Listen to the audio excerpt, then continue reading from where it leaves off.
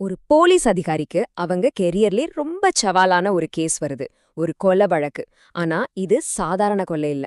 ரொம்பவே சிக்கலான ஒரு வழக்கு. வாங்க அந்த கேஸ்ல என்னதான் நடந்ததுன்னு நாமளும் சேர்ந்து பாப்போம்.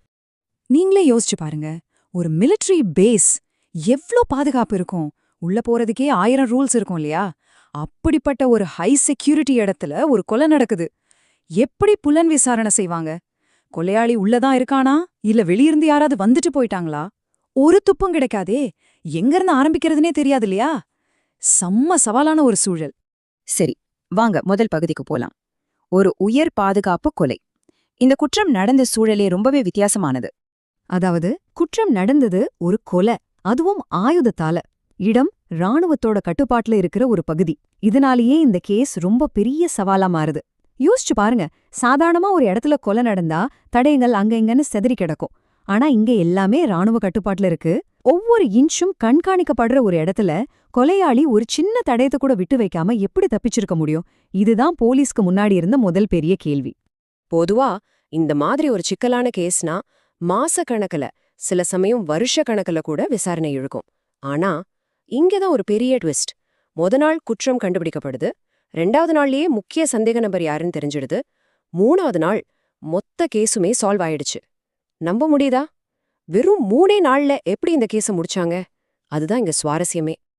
அடுத்ததா இந்த கேஸோட திருப்பு முனைக்கு வருவோம். கூர்மையான பார்வை. இந்த கேஸ உடைச்சது ஏதோ பெரிய டெக்னாலஜியோ சாஃப்ட்வேரோ இல்லைங்க, ஒரு மனுஷனோட சாதாரண பார்வைதான் சொன்னா நம்புவீங்களா? வாங்க எப்படின்னு பாப்போம். விசாரணை நடந்துட்டு இருக்கு. சுத்தி நிறைய பேர் இருக்காங்க.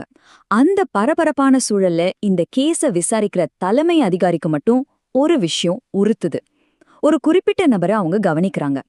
ஏதோ ஏதோ ஒன்னு தப்பா இருக்குன்னு அவங்களுக்கு தோணுது.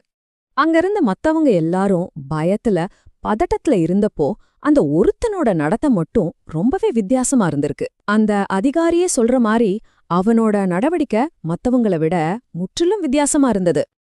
அந்த ஒரு உள்ளுணர்வு, அந்த ஒரு சின்ன கவனிப்பு தான் மொத்த கேஸோட போக்கியமே மாத்துச்சு. அவரை மத்தவங்களிருந்து தனியா பிரிச்சு காட்டுச்சு. அவ்வளோதான், போலீஸுக்கு அவங்களோட முதல் சந்தேக நபர் கிடைச்சுதான். இப்போ மொத்த விசாரணையும் அவனை சுத்திதான் நடக்க போகுது. சரி, ஒருத்தனை சந்தேகப்படுறோம். ஆனா வெறும் உள்ளுணர்வை வச்சு மட்டும் ஒரு கேஸ முடிக்க முடியாது இல்லையா?